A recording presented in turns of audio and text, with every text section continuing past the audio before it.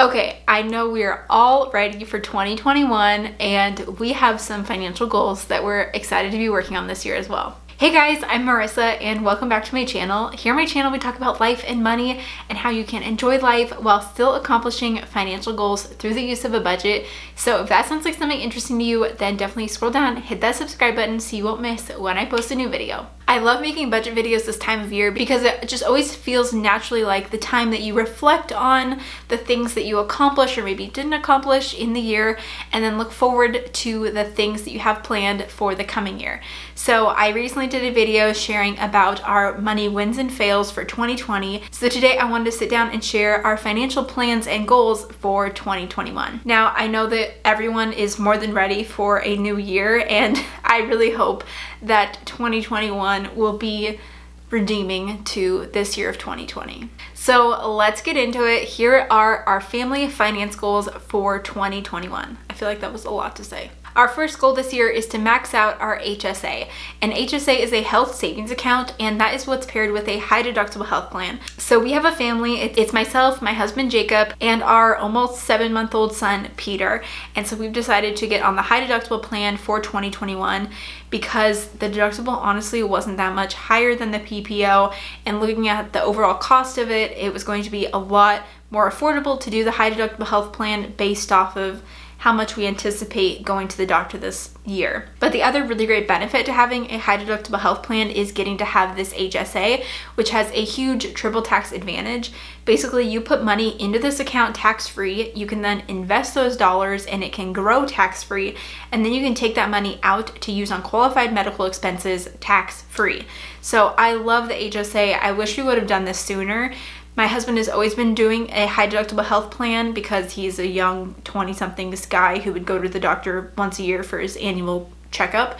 So I wish we would have maxed out the HSA every year. That is my one regret, that we didn't do this in years prior. But now that I know more about the high deductible health plan and HSA, we want to take full advantage of that. So because we're on a family health plan, myself, my son, and my husband are all on one plan together, we are able to contribute $7,200 into the HSA. Jacob's company does put $1,000 into it, so we ourselves will be putting $6,200 into this HSA plan, and our plan with this is to actually max it out at the beginning of the year. Therefore, my husband will take home very, very little the first couple months of the year so that we can fully max out this HSA, and then he will have higher paychecks for the remainder of the year. So right now we're not planning to use that money in 2021, hopefully not, but if we need to and have unexpected medical expenses, the money will be there. But I think that our plan actually for 2021 is whenever we do visit the doctor and just have like routine sorts of things like expected medical expenses,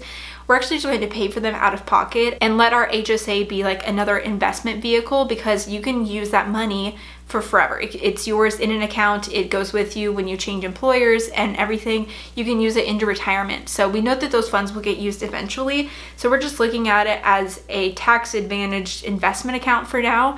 And if we truly need to use it for some catastrophic medical expense, we have the money there. But our goal this year is really to not touch it, but instead just let it keep building up. I'm not planning on having any babies in 2021, so hopefully no big medical expenses are going to come up this year. But that being said, we are planning to put like $100 a month into a medical sinking fund, and that way we can use that to cover any sort of medical expenses if they come up. The great thing about the health plan that we are on is preventative care is covered. So normal things like your annual checkup, and then also for our son, his wellness visits that are scheduled out, those are all 100% covered. My woman's appointment and everything is 100% covered. So unless we had to do some sort of medical visit that wasn't a preventative care, then we would be able to have money set aside like with our medical sinking fund in our budget each month. So that's our goal, is to keep that health savings account as an additional investment vehicle for right now, and we'll see how that plays out. I'm excited. 2021 is like the year of investing. I'm excited to see how this goes. Our second goal is to max out 2 Roth IRAs this year. So Roth IRA is another tax advantaged account. I love the Roth IRA. You put money in after tax and it grows tax free, and you get to take money out tax free once you are eligible age. Basically, you're gonna have to pay taxes on your investments at some point, and we don't know what the tax rate's going to be like in however many years when we're retired. And I love that it grows tax-free. So we want to take full advantage of the Roth IRA. So $12,000 for the year between 2 Roth IRAs, one for Jacob and one for myself. And so we plan to put $1,000 every month into the Roth IRA. We're not planning to time the market, but instead do a dollar cost averaging, that's what it's called, and put just the same amount at the same time, like every month. And so that'll be $1,000 each month into our Roth IRAs, and that'll max it out for 2021. Our next goal is to contribute 15% of our household income into retirement. So the way that we're doing this is we're first going to get the company match with my husband's 401k. I work for myself. So my husband has his 401k and he's put in up to what he needs to get the company match. Then we are going to max out our Roth IRAs, and then anything else that we need to contribute to get to that 15%, we're going back to my husband's 401k to increase his contributions, which we started doing this year in 2020, and we now have a substantial amount going towards his 401k and getting deducted out of his paycheck, which is kind of hard because then like the net take-home pay that you get is pretty low, but knowing that it's low because we're putting so much into his 401k for retirement. So overall, we'd love to contribute at least 15%. I'm trying to do like closer to maybe like 17% of our household income into retirement for 2021. We are also still planning to contribute $200 a month into our son's 529 college savings plan. Like I said, our son is 7 months old, and we opened up a 529 plan with the state of Oregon, which is where we live. And we did that like a couple months after he was born, and we started putting $200 a month. Now, this isn't going to cover all of his college costs that he may need in 18 years, but it'll be something. So we just want to continue to do that. We have it set up to automatically withdraw $200 out of our bank account at the same time every month, and we'll continue to do that for 2021. We are also still planning to put $50 a month into a brokerage account for our son that we plan to gift him eventually. Our intentions with this fund is so that we can help Peter with like a car and a wedding and even like closing costs for a house someday. This is all under the intention that he will work on saving for these things, and we can then like, he can save, you know, however much for his car, and then we can match that amount when he's 16 so that he can get a car. And I just think that this will be a really cool way to like bless our children later down the road. And so we plan to put $50 into this account every month, and it'll grow over time, and hopefully we'll be able to contribute and help him out in those ways. Our big goal that we have this year, I'm excited about, we are working on kind of paying off our mortgage early. So we bought our house in September of 2019, and we only put 5% down on our house. And with that, we had to get PMI, which is private mortgage insurance, and you get that whenever you put less than 20% down. I was actually surprised that PMI for us was fairly affordable. It's actually only $95 a month for our loan, which isn't that much, but it would be nice to not have that anymore. So our goal right now is to at least get 20% equity in our home, because with our loan type, once we reach 20% equity, PMI will automatically fall off. We just need to get an appraisal. So house values have gone up substantially in the last year. We bought our house for $425 and it's now up to like $475 in like a year, which is crazy. So we now have about 17% equity in our home. So we want to get to 20%. We've made a few extra mortgage payments in 2020, about $5,000 worth, but we want to continue that in 2021. And it looks like maybe with the projections that I have, we should hopefully be at around 20% in like late spring, early summer. But that's also hoping that housing market remains the same, or it would be great if it went up, then we could get to that 20% even sooner. So right now, basically our plan is to reach all of these savings goals and investing goals that I talked about earlier. And then we're basically putting every extra dollar we can towards mortgage principal so that we can reduce the value of our loan. So I'm not exactly sure if we have a concrete plan of what we want to do once we reach that 20%, if we want to keep putting more to our mortgage or if we want to invest more. So I think that that is what we'll have to figure out like once we get to that point, but I'll definitely keep you guys updated of what we decide.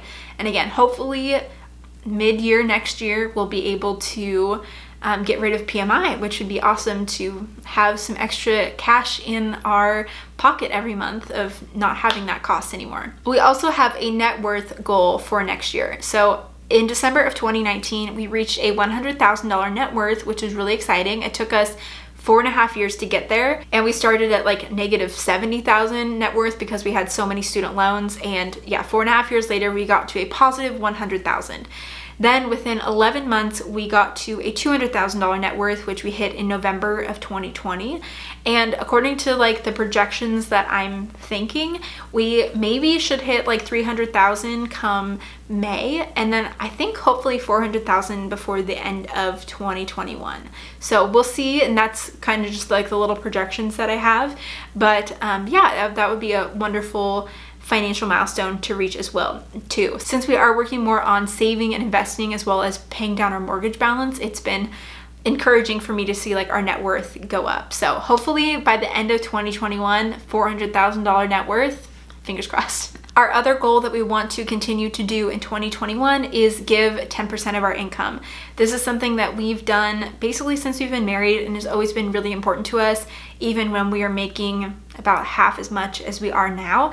So we want to continue to give 10%, and you guys have seen my budget update videos here on YouTube. That's always like the first thing in our budget and really important to us. We are Christians and we believe in giving to our church and other organizations. So we want to continue to do that in 2021 by giving away 10% of our income. We also are planning to still budget each and every month. I think is so important, and you'll definitely be seeing more budget report videos from us because I love budgeting and tracking all of our income and expenses and savings. So we definitely will be budgeting every month. One thing that we are budgeting for every month that I'm excited about is vacations. And 2020 vacations, didn't happen. We had our son in May of 2020, and we didn't get to go on a baby moon that we had planned in March, obviously, and haven't been able to go do anything since. So we would really love to take a vacation in 2021. Honestly, for me, it's been really hard to see the light at the end of the tunnel with all of this, but I know that they say we're gonna make it through. So I'm hopeful that by maybe like the end of 2021, we can go on some vacations. And I say vacations because I think that we're all way overdue. We've been saving $400 a month into our vacation fund in our budget, even though we don't have anything set to go anywhere. But my hope is that we'll have money saved up, and then when we feel comfortable traveling again, we can easily just book a trip and go. I've kind of joked with Jacob, but kind of serious, that once things do feel a little more normal, that we're gonna go to Hawaii one month, then we're gonna go to Disneyland the next month, and then go to like the Florida Keys and Nashville and New York, and just like get all of the traveling out of our system. Mind you, we'll have like a 1.5 years old by then, so we'll see how up for it we feel. But we definitely want to have some vacations in 2021. So I hope that that'll be something that we can do for next year. So those are our big goals that we have for 2021. A lot of saving and investing, which I'm very grateful that we've been at this point, but it kind of can feel more mundane and not as exciting as like paying off debt, I will say.